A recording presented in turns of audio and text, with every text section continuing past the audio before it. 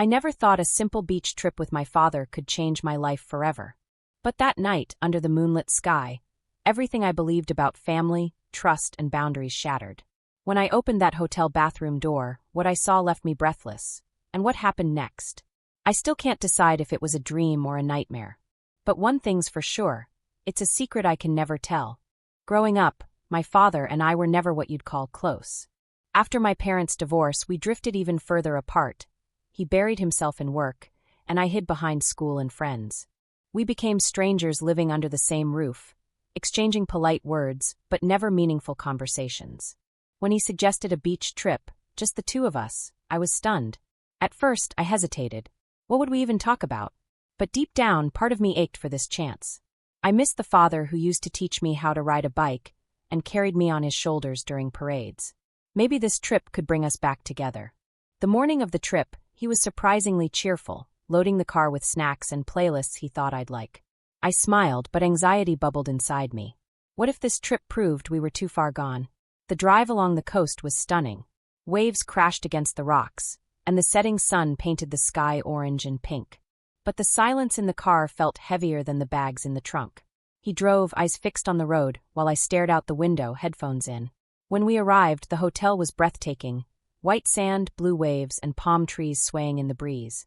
The room we shared had a balcony overlooking the ocean. My father opened the window, letting the salty air fill the space. For the first time, I saw him relax. "Let's hit the beach," he said, grinning.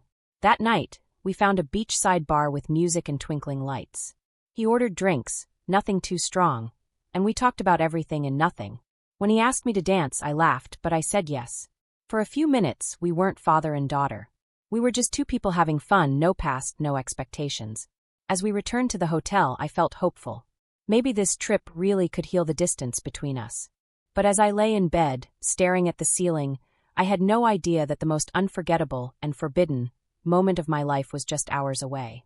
The next morning felt almost normal.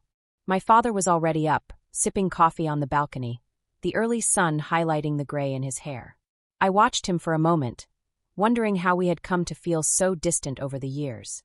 But as he turned and smiled, something about the way his eyes lingered on me sent a strange flutter through my chest. I brushed it off. Maybe I was overthinking things. After all, we were finally connecting, weren't we? We spent the day swimming and laughing, and for the first time in years, I felt close to him. But there were moments, small, fleeting ones, that left me unsettled. Like when he brushed sand off my shoulder, and his hand lingered just a second too long. Or the way his eyes seemed to wander when he thought I wasn't looking. That evening, we dressed up for dinner at the hotel restaurant. I wore a sundress, light and flowing, perfect for the warm air. When I stepped out of the bathroom, his eyes widened slightly before he quickly looked away. "You look beautiful," he said softly. "Thanks," I replied, but my voice faltered. My stomach churned, though I wasn't sure why. The meal was delicious, and we laughed as we shared stories. But when he reached across the table and touched my hand, just a simple touch, it felt different. I felt different. Back in the room, the air felt heavier. He suggested we watch a movie, so we both sat on the bed, the screen flickering in the dim light. At one point, I leaned over to grab my drink, and our arms brushed. It shouldn't have mattered, but it did. I noticed his breathing shift, and when I looked at him, his eyes were on me, intense, searching. "Are you happy we came here?" he asked, his voice low. "I am," I said, but the words came out quieter than I intended. There was a long pause. Then he smiled, but it didn't quite reach his eyes.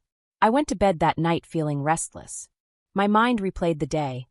Every touch, every glance, and I couldn't shake the sense that something unspoken was building between us. And then, in the middle of the night, I woke up thirsty. I tiptoed to the bathroom, quietly opening the door. But what I saw on the other side made my heart stop, and changed everything. Let me know if this builds the tension you're looking for, and I'll move forward with escalation of. I froze in the doorway, my breath catching in my throat. The dim light from the bathroom illuminated his figure, bare-chested, towel slung loosely around his waist. He turned at the sound of the door creaking, his eyes locking with mine. For a moment, neither of us moved. I'm sorry," I stammered, backing away. "It's okay," he said, his voice calm but heavy. "I didn't think you'd still be awake." I turned to leave, but his voice stopped me. "Wait." I hesitated, my hand gripping the doorframe. "Are you okay?" he asked, stepping closer. I nodded quickly, refusing to meet his eyes. Yeah, just thirsty. Here, he said, reaching for the bottle of water on the counter. As he stepped forward to hand it to me, his fingers brushed mine, sending an unexpected jolt through my body. I pulled my hand back quickly, but the touch lingered in my mind. I turned to leave, but his voice came again, softer this time. You look grown up tonight. I swallowed hard, unsure how to respond. Thanks. His eyes lingered on me as if seeing me for the first time, as someone more than just his daughter. And the way it made my pulse quicken terrified me. I hurried back to bed, but sleep wouldn't come. My thoughts spiraled, his lingering touches, the look in his eyes, the unspoken tension in the air. I told myself it was nothing, that I was imagining it. But deep down I knew better. The next morning things felt normal again, or at least we pretended they were. We spent the day exploring local shops and taking photos by the beach. But even in the daylight, the tension followed us. At one point, we stopped for ice cream. He brushed a strand of hair behind my ear, and my breath hitched. You've grown up so much, he said, his voice softer than usual. I'm proud of you. I smiled, but inside I was unraveling. That night, we sat on the balcony, the moonlight reflecting off the waves. The air was warm, and the sound of the ocean filled the silence between us. It's been a long time since we've talked like this, he said. I nodded, sipping my drink to calm the fluttering in my chest. I missed this, he added, his eyes never leaving mine. Me too, I whispered. The conversation shifted to lighter topics, memories from my childhood, funny stories about family trips. But with every laugh, every shared glance, the tension grew heavier. Eventually, I stood to leave. I should get some sleep, I said, but he reached out and gently touched my arm. Wait. I froze, my heart pounding. Stay a little longer, he said softly. I sat back down, but my hands trembled. He reached out, brushing a strand of hair from my face. You're so beautiful, he whispered. I swallowed hard, my pulse racing. Dad! But he didn't pull away. Instead, his thumb brushed my cheek, and I leaned into the touch before I could stop myself. The world outside seemed to fade, leaving only the sound of our breathing and the pounding of my heart. And then before I could think, before I could stop it, he leaned closer. Our lips didn't touch, but they hovered, too close, too dangerous. My breath caught as his hand trailed down my arm, leaving a trail of heat in its wake. This is wrong, I whispered, but my voice betrayed me. His eyes searched mine. I know, he said. But I can't stop. And neither could I. The kiss was soft at first, hesitant, almost uncertain. But then it deepened, and everything I thought I knew about us shattered. When we finally pulled apart, reality crashed back in. My heart pounded as I looked at him, and for the first time, I saw hesitation in his eyes. We can't, I began, but he stopped me. Let's not think about tomorrow, he said. And in that moment, I didn't. The room was silent except for the sound of our breathing. My heart raced as I tried to process what had just happened. His touch still lingered on my skin, and the taste of his kiss hadn't faded. But as the moment stretched on, reality crept back in, heavier than before. I pulled away, stepping back until I felt the edge of the bed press against my legs. We can't do this, I whispered, my voice shaky. He ran a hand through his hair, looking torn between guilt and desire. I know, he said, but his eyes told a different story. I wanted to run, to get out of that room, out of that situation, but my body wouldn't move. Part of me didn't want to. He stepped closer. I never meant for this to happen, he said softly. But what? I cut him off, my voice sharper than I intended. You kissed me. I kissed you. What does that mean? It means I care about you, he said, and the tenderness in his voice made my stomach flip. Maybe more than I should. I shook my head, trying to clear the fog in my brain. We're supposed to be fixing things. Reconnecting. Not this. I know, he admitted, but he didn't step back. Instead, he reached out, his fingers grazing my arm. I don't want to hurt you. Then don't, I pleaded, but my voice betrayed me again, because part of me didn't mean it. Before I could say anything else, there was a knock at the door. The sound shattered the tension like glass. We froze. My heart nearly stopped. Room service, a voice called out from the hallway. He exhaled sharply, stepping back as if the knock had broken whatever spell we were under. I'll get it, he said, his voice low and tight. I sank onto the bed, my hands shaking as he opened the door. The hotel staff handed over towels and fresh water, oblivious to the storm raging inside that room. When the door closed, he turned back to me, but the moment had shifted. The tension was still there, but now it was mixed with guilt and panic. We need to talk about this, he said, but I shook my head. Not now, I replied, grabbing my phone and heading toward the balcony. I need a minute. I stood outside, the cool night air brushing against my skin, but it did little to calm me. What had we done? What had I done? I heard the door slide open behind me. Are you okay? He asked, his voice soft. I turned to face him. No, I'm not. He stepped closer, but this time I didn't back away. I didn't mean to make you feel this way, he said. Then why did you? I don't know, he admitted. Maybe it's the time we've spent together. Maybe it's the way you've grown into this beautiful, confident woman. I don't have an answer. Tears welled in my eyes, and I hated myself for it. This isn't fair, I said. You're supposed to be my father. I am your father, he said firmly. And I love you. But maybe not the way I should. His confession sent a chill through me, even as my body betrayed me with a spark of longing. I can't do this, I said, stepping back toward the door. This can't happen again. But as I turned, he grabbed my hand, not forcefully, but just enough to stop me. I don't want to lose you, he said, his voice breaking. You won't, I whispered. But this has to stop. I pulled my hand away and slipped back inside the room, locking the bathroom door behind me. I stared at my reflection in the mirror, barely recognizing the girl looking back at me. How had things spiraled this far? And could we ever come back from it? I stayed in the bathroom until I heard him go to bed. When I finally emerged, the room was dark, and he was facing away from me. I crawled into my bed as far from him as possible, but sleep never came. The next morning was painfully awkward. He tried to act normal, but I couldn't even look at him. We packed our bags in silence, both pretending the night before hadn't happened. By the time we reached home, everything had changed. We spoke less, avoided eye contact, and the space between us grew wider than ever. But even now, weeks later, I can still feel his touch, hear his words, and taste that forbidden kiss. And no matter how hard I try, I can't forget. The car ride home was suffocating. Neither of us spoke, the silence broken only by the hum of the tires against the pavement. I stared out the window, my stomach churning as my mind replayed every moment of that night. I wanted to forget it. I wanted to believe it hadn't happened, but the memory lingered, heavy and unrelenting. Every glance he stole at me from the driver's seat made my skin prickle. Was he thinking about it too? Or was he regretting it as much as I was? By the time we pulled into the driveway, my hands were trembling. I grabbed my bags and bolted inside, shutting myself in my room.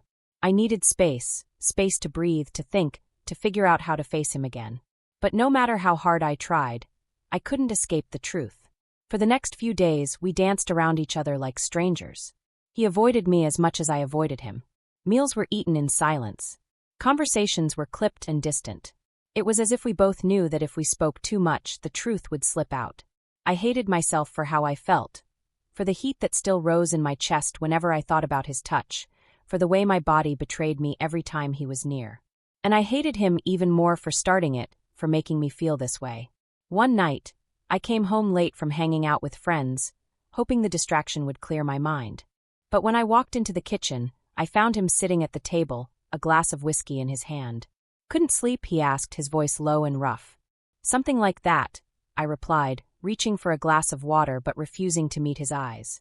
We need to talk, he said. I froze. There's nothing to talk about. Yes, there is, he insisted. We can't just pretend it didn't happen. I slammed the glass down, the sound echoing in the quiet room. What do you want me to say? I don't know, he snapped, then immediately softened. I don't know what to say either. I can't lose you over this. You already have, I whispered. The words hung between us, sharp and final. Tears welled in his eyes, but I couldn't let myself feel sorry for him. Not after what had happened. I'm sorry, he said, his voice breaking. I never wanted to hurt you. Then why did you? I demanded, my voice shaking.